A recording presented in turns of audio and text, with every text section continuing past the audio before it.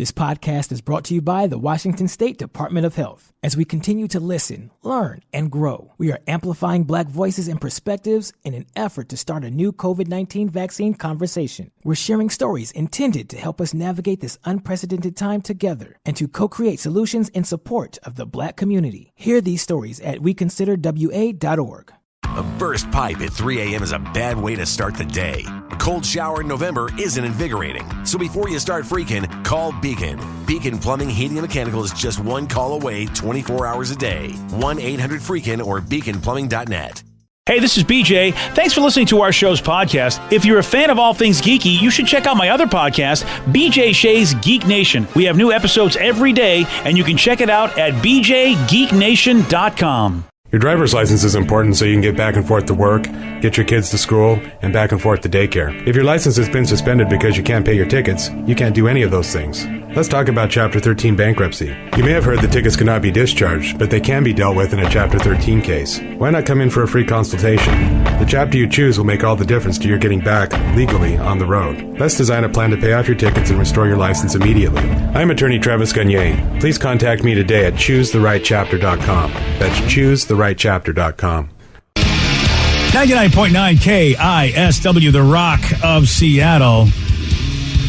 An unused ticket to Michael Jordan's NBA debut game with the Chicago Bulls against the Washington Bullets back on October 26th of 84 was auctioned off for $468,000. What?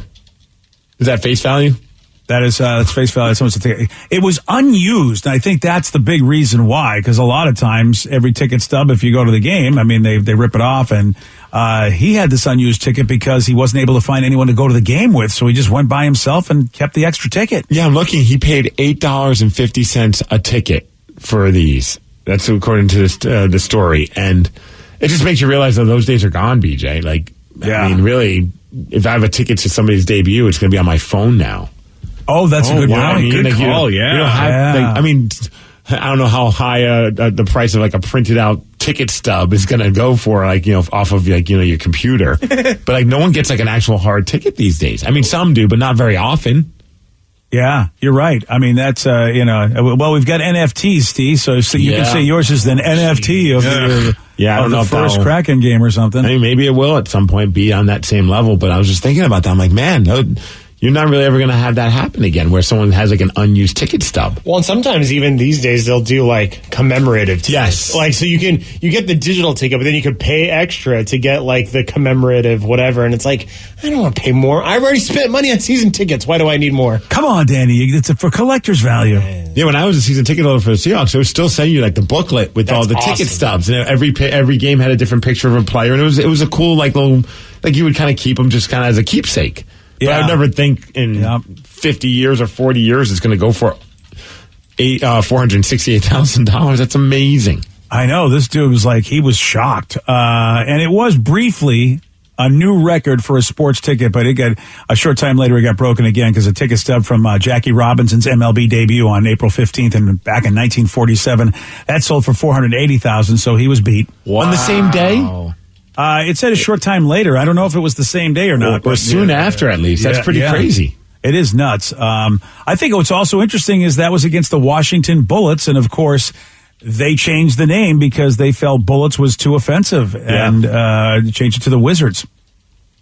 Man, that is I was always a collector of ticket stubs, but I would never think that they would have any value. Like I kept when I was younger, I would keep all those ticket stubs and keep them in like a photo album, just to kind of remember like the concerts that I've been to. I wish I could find that photo album because it'd be a great like walk down memory lane. Because I've been fortunate enough to go to so many concerts, I don't remember some of the concerts I've been to. That's the same with me, and you are way more organized than I ever did because I had that idea. Yeah. I started going to concerts when I was 12. Yeah, and it was just like there's some bands that I've seen, and I'm like, I know I've seen them, but I don't know where. And it's like, I don't know where any of those tickets are because I never had this to sit down and actually put them together. But I wish I would have, or even just like wrote it down in a notebook. I know I have some friends that actually have like a spreadsheet on their computer of every concert that they've like of more than one of my friends, and I'm just cool. like part of me is like dork, but then another part of me is like, man, I wish I would have been the dork. Yeah. You know, because I wish I had that. So you could just quickly look, when did I see Faith No More? Or when did I see this band? You know, that'd be kind of cool to know that you have a a collection of dates, especially if you go to a lot of concerts. Yep. Or sporting events too. Like I remember going to the Seahawks playoff game when they beat the 49ers, and after the game ended, there were people walking around picking up the ticket stubs that were dropped on the ground. Oh. And I think it was because they realized that they could resell those on like eBay, and some people would want to buy them because it's a piece of history. Oh, yeah. I actually found out that one of my old Bang buddies, like I actually saw his band years before we actually met. And I was like, hey, look. And I sent him a picture once. I'm like, bro, I've known you for a lot longer than I knew, because I save every single ticket to every sporting event, I used to do movies, but not anymore because everything's digital. But I do all my concert tickets. In fact, I have like my favorite concerts, like tickets on the wall, like on one of those fancy frames and everything, just because I like to save everything, even for Comic-Con. Like, the only ticket stub that I kept, and I don't know even where it is now. It's somewhere like in one of my dresser drawers, but it's the Super Bowl tickets when we went to go see the Seahawks play the Patriots. So I was like, this is just a cool ticket, and also the backstory and the memory of how the adventure that my wife and I went on to try and get these tickets, not thinking we had them, finding out the person chose to sell them to someone else when we got there, and thinking we were at them again, then that fell through, and not getting the ticket until the day before the Super Bowl, and spending way too much money. So I'm like, I'm keeping these damn tickets. Like, this is a forever memory. Oh, yeah. Yeah. Well, who knows? And, you know, keep it, Steve. Somebody might pay you $480,000 for it. I better find it. Make sure it's still in good condition. Yeah, it's probably in my sock drawer. Yeah. Well, okay. Well, yeah. Put it in some sort of sleeve or something so it's in good condition. You know, it's not, dude. It's just like randomly just in there. Yeah. No, you're not. Yeah. So you're not a geek. You're not a collector. You know what you got to do. But would you ever think a ticket stub would be worth anything? Like, okay, maybe worth $50. Yeah. But not $480,000 like the Jackie Robinson one.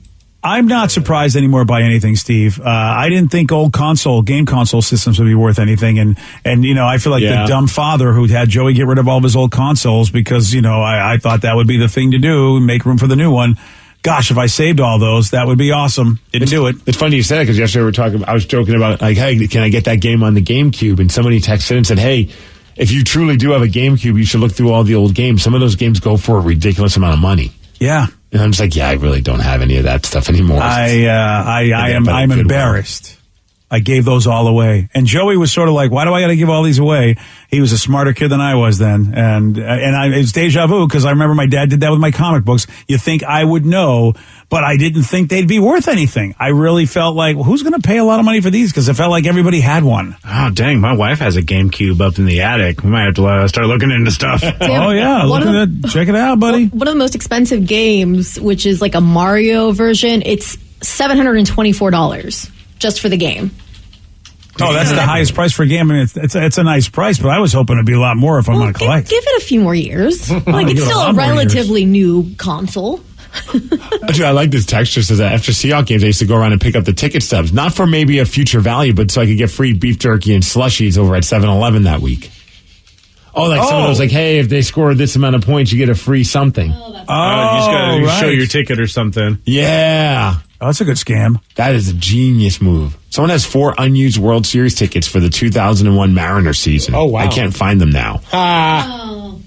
Wow, unused World Series. Did they print them because they went to the playoffs, or is it just a joke? I think it's probably just a joke. Yeah. But I was like, maybe they printed future playoff game season playoff tickets because it's possible. Sometimes if you're a season ticket holder, you probably buy them in advance. Yeah, it's very possible. That's wild. If they did say, okay, you got these. If they go, that very well could be true. I don't know. I'd like to see those and see if indeed you're right about the fact that they just pre-printed them for the season ticket holders. Damn. Because I know when a team is like in a playoff hunt, they go, you know what? Hey, everybody, get your playoff tickets now, but they haven't quite made the playoffs yet. Yeah. Yeah. So, but they're in the hunt for it. So I don't know if they do. Like if you're in, because were they in the? No, they didn't make it that far that year. No, they were in the wild card hunt this year, like the last couple of days. No, but this was the 2001 playoff season. That was the season that we lost. We lost in the first round. Yes. But I still feel like that they could have said, "Hey, here's your ALCS tickets, your World Series tickets." It's possible they could have done that. Now my question is, though, you get the Chicago Bulls ticket stub. Yeah, you got do that. you increase the value if you have a chance to get it signed by Michael Jordan, or do you not get it signed? Like, I wonder how that works. Like, would it be worth more, or are you tarnishing the ticket by getting the signature of the guy whose game you were going to? Boy, I feel like since it was his first game and he signed, it depends. Did he sign it then, or did he sign it just yesterday? Oh, no, I'm talking about, like, let's just say I'm at somewhere and they're like, oh, look, Michael Jordan's in town and you have a chance to meet him. Would you grab that ticket stub that you just spent $30,000, whatever it was, to get it signed? From all my years watching Pawn Stars, I think that the signature would just increase the value. That's what I'm feeling too. Yeah. But what if someone was like, no, you just ruined it. It's not mint condition anymore. Yeah, it's a tough one, Steve. I don't know. I'm with Danny. You'd think it would increase the value, especially if it could be legitimized that it was Michael Jordan, but I'd be taking pictures to prove it, of course. I wouldn't want to take the chance. What if they go, yeah, sorry, buddy, now it's worth $20.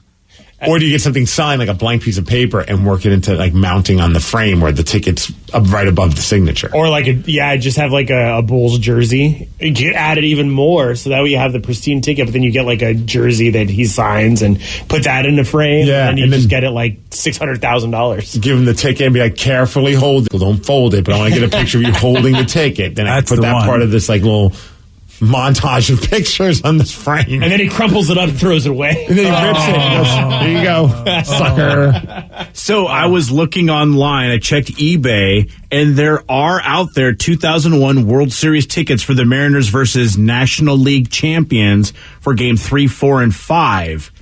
So I figured they must have printed them. I'm thinking they printed them hey, if we make them, it's like the pre-sale thing, maybe for season ticket holders. That makes sense. You have them if you want to get them right away. Yeah, so there you go. So 3, 4, and 5, that tracks because that means they were the visiting. The American League would be the visiting team in that World Series. All right, so funny. And they're not going for much, like $30. Yeah, not a whole lot at all. That's still fun. I mean, it's if anything, it's insult to injury. Yeah. Just put it up and go, what could have been? Or just lie to your kids. Yeah. I don't know why you would lie about that, but you might as well. Kids are dumb. They'll believe you. Lie to your kids. Why not? We got a mom that's going viral all because she unknowingly ate her daughter's weed cookies. You're going to hear what happened at 8:17 on The Rock. BJ and Migs, mornings on The Rock, 99.9 KISW.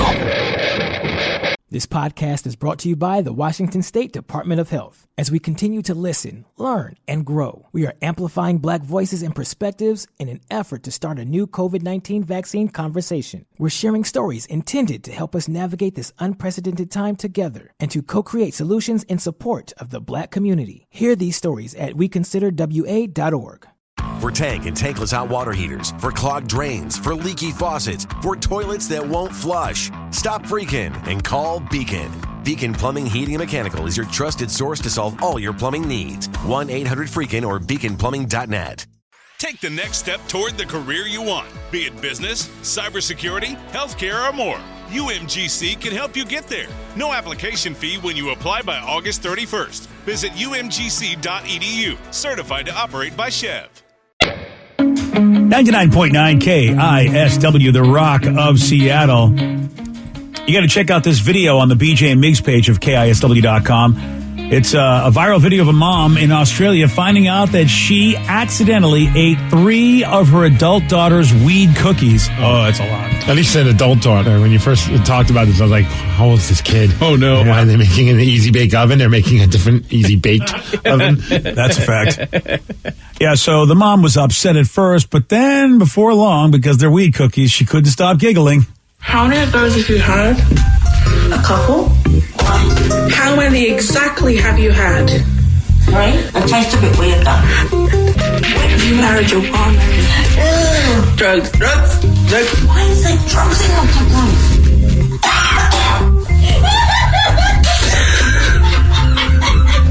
Listen. I can't stop. That would be my mom, 100%. Yeah. I like the fact that she's like, well, they tasted weird, so I ate 3 of them. Well, once again, you get used to the flavor pretty quickly. Cookies, baby. Or in fairness, maybe she's like, oh, this might have been just a bad cookie. And then she had a second one. She's like, well, Yeah, I mean, it can't be 3 bad cookies. Exactly.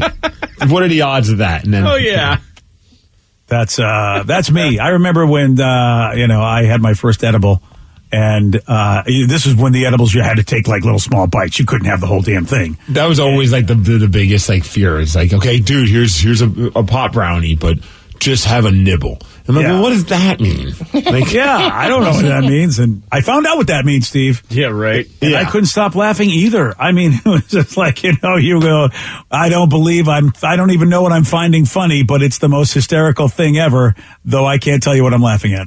The first one I remember was there were pot cookies, and we went to go see Radiohead at the Gorge. Oh, nice. And someone made them. They were like these mint chocolate chip, because they which was brilliant on their end, because this is back in those days where, like, nowadays edibles, they do a pretty good job of making them taste good, as opposed to like back in the old days where you have like an edible brownie or an edible cookie and it just tasted like weed. Like it was just nasty. Well, whoever made these in our group, they made them mint cookies to kind of mask that taste. So they were pretty decently they were like kind of delicious. And, we were also smoking and all other stuff as well. So I had like a couple of them, not thinking anything of it.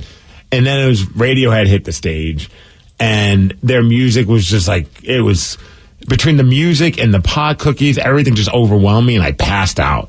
And I was like, I remember coming through with like a group of people carrying me to the medic tent because they thought I died or something. Oh, no. And there was like this girl there that was like a part of our crew, and she was awesome, but she was like freaking out because she's also messed up on the cookies, but also seeing her friend potentially dead and didn't realize that. And then I'm coming through and I'm like, what's going on? They bring me there and I'm like, I just had a couple pot cookies. They're like, here's some water, go and have fun. Which I think was kind of funny now looking back on it. Like, they didn't even kick us out. No. It was like, here's some water, go back and enjoy Radiohead. There's still plenty of music left for you to enjoy. And it ended up like somebody wrote like a blog about seeing me getting carried out. Oh, dude. That's awesome. It was like at the height of like when I was working at the end and all this stuff. And I was like, man, it was just a bad experience. It was like, that was rough. And they got to know you. I mean, you pass out a lot, so I wouldn't have thought anything of it. Well, if you didn't know, and you just see your friend collapse. Oh, yeah. And you're like, what the hell just happened? And then coming through and just looking up, and it's just like a friend's having a panic attack because they thought I just died. And then these random strangers are carrying me by like my arms and my legs. Like I'm just like this, just a comedy show. Can I ask you a question just because you said it a couple of times? You say coming through. You don't say coming to. I've always heard the phrase when you come to, like after passing out. You call it come through? That's how I know it. Wow. Has anyone like come when you? I've always heard come to. Well, I come through. I'm coming through the dark side, BJ. Yeah, you are. Oh, okay. All right. That makes sense. I don't know. I make words up, BJ. All right. Well, okay. Well, that's why I wondered. I just, it might be a New York thing. I don't know. Oh, no, it might just be a Steve thing. Yeah, there's a lot of Steve things. Yeah, a lot of those I got from my mom. Yeah. Oh, well, good old mom. She had her own way of saying things, and I just picked up after that. Good for you. So, you're carrying on the tradition. That's. I got to say, the Rev is now vindicated, man. The Rev has finally been vindicated. For what? Well, Wheel of Fortune, if you haven't heard, is trending, and it was all yesterday and today because of the poor performance by all three contestants, Rev. Dude. Finally, you are not the worst performer on Wheel of Fortune. First off, I was never the worst performer. There have been... like to buy an O? Thanks for bringing that up. Yeah, I feel like... yeah. So the category that everybody just could not figure out, the category was a phrase, and the answer was another feather in your cap. And with almost all the letters filled in, it still took the three contestants a combined 9 turns to solve it. One woman made 3 wrong guesses, saying the last word is hat, lap, and map. And another, wow, look at that. Wow. Oh, man. This would be like the easiest puzzle to solve ever, you would think. Unless it's a phrase or a saying that just has kind of... It's gone by the wayside. My first guess wouldn't have been cap, though. It would have been hat. But then if somebody would have said that, I would have, it has to be something. I'd give you a pass on hat. Yeah, for sure. Lap, though, when somebody says lap and map, it's like, okay, wait a second. If you already have the app, at that point you should, cap, that's the phrase. That's the one where I'm like, yeah, I'll give you a hat, Danny, like Steve said. But when you're guessing lap and map over a cap, at that point, and then one dude was like, I'll guess a G, I'd like to get a D. And it was just like... feather in your gap? Yeah. Excuse me? Nothing wrong with that. There it is. I think there's people who make money off of those videos. Why would a feather be in your lap? Well, why would a feather be in your gap? I don't know. Because you're a bird, clearly. That's right. The third guy hit bankrupt and lose a turn, but was finally able to solve it with his third chance. Dude, that sounds like Rev's day. Dude, I feel for that guy because you could tell he knew it, and he just couldn't spin correctly. And I would just be like, dude, just solve it. You know it, man. Yeah. Oh, that must have been so frustrating for him because he's like, oh, this is my chance. This woman's not getting it. And he gets nothing on the spin. Mm-hmm. Here's a montage of the wrong attempts at answering the puzzle. I'll solve. Okay. Another feather in your hat. I'll solve. Okay. Another feather in your lap. Wow. Hold the feather is moving around. Spin or solve. I will solve. Okay. Another feather in your map. Oh my God. You want to solve this? Yeah, I'll solve. Wow. Another feather in your cap. Yeah, there you go. I know. Wow. Dude, the full video is like over 2 minutes, and it's the most frustrating thing I've ever watched. Oh my God. Just because of I'm like, who doesn't know this saying? But apparently there's just people who don't. Do you troll your friend when they come back, when you finally watch this? I mean, we troll Rev, and that was, really nothing he did was anything awful. It was just... it was like trolling him because he didn't win a bunch of money. Right. But if you're that woman, how do you not troll her and show up next time you see her all wearing hats with feathers in them? Oh, absolutely, 100%. That's what you buy for her. Yeah. Yeah, you got to wear caps. So get the with the baseball style cap so she can really understand. I would come up with a feather in a map and on my lap. Just I would super troll her. Hey, how you doing? Hey, I got a feather in my map, just like you said. Oh, man. Like we said, even if you don't know the saying, you feel like you could have gotten to that point. Yeah. I don't know how young she is, but it's, we take for granted. There are just sayings that they have never heard, people who might be like millennials or Generation Z, and it just wouldn't even have occurred. That's probably why she was mapping and lapping. She probably never heard it before. And and the thing was, is she probably heard it like Steve was talking about, just the come through thing. She might have known it as feather in your hat. Once you don't realize that's not the thing. It's shut down. Everything goes out the window. Brain shut down. Yeah, your brain, exactly. And you're on the stage. There's people looking at you. You've realized that you now don't know it, and panic sets in. Well, if only she could have come through and figured it out. Yeah, all she had to do. Well, see, now that actually works right there. Yeah, it does. Damn it. Yeah. That's how you're supposed to use the phrase "come through." But all right, I mean, I don't understand this whole English thing, man. Yeah, we can tell. I'd like to buy a sentence. Pat, can I buy a sentence? It's like Wordle. I mean, I kind of relate in a sense. Like, there's times where we're doing these Wordle puzzles, and I get down to the sixth guess, and I get it wrong, and then they show the answer. I'm like, why didn't I think of that? Or yesterday, I figured out the word because I had all the letters, and it just spelled it out for me, basically, like the next guess. Mm-hmm. But I didn't even know I had to Google it to figure out what the hell it was. It was like some form of Indian currency. Yeah. Oh, rupee? Was it yes. rupee? Yeah. And I would have got that. Yeah. And the funny part is I already guessed ruble, like the Russian currency, earlier in my attempts. Oh, funny. Yeah. Oh, yeah. See, that would have been my time for Wordle, because, I mean, I don't know many other currencies, but I know the Indian currency. Yeah, I'm looking at this, I'm like, what the is a rupee? Yeah. And I was like, well, I guess I'll type it in, because it's like all the letters are telling me that's where they go. Yeah. Yeah, you'd be like, I thought this is what you put in a drink when you're trying to be mean to people. Wait a minute. No, I didn't think like that. But yeah. There's a lot of times, too, and Steve and I have talked about this, it's just like you're throughout the day, after you finish the daily Wordle, you're just like, oh, I can think of 55 five-letter words. But then when you're actually sitting there looking at it, you're like, why can't I think of anything besides radio right now? Right. It's because you're a professional, buddy. I guess so. Yeah, that's what it is. Yeah, I still haven't played Wordle because... I just never started playing Wordle. Well, it's still free. Is it free? Rev. I don't know, because Rev's he's still against the man. I mean, I did it yesterday because... What? I did it yesterday. You hypocrite. No, because Danny was freaking out on Twitter about it, and I had to see what it was. And What about your protest? What about it? I protested, and I just did it that one day. Are you back on the protest again? Sure, maybe. I'm like, it's not a thing that I'm going to do every day, but I might do it. I don't understand this protest. It was a thing you did every day, and then you stopped doing it every day. Now you went against the. So I mean, where do you stand about the big corporate America at this point? Are you with them? Kind of with them? Why would I be with them? All right then. So you're back on the protest again.